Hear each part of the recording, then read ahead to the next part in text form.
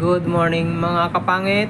Dito naman tayo sa munti natin tindahan. Ang babahagi ko ngayong araw sa inyo ay about sa GCash.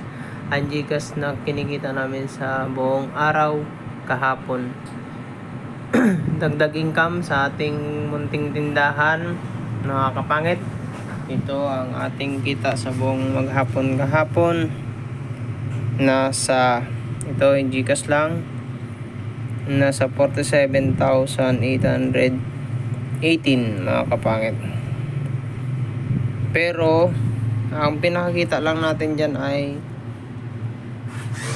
kasi sa 1,000 ay 10 pesos lamang mga kapangit. Ibig sabihin ang kita natin sa 47,000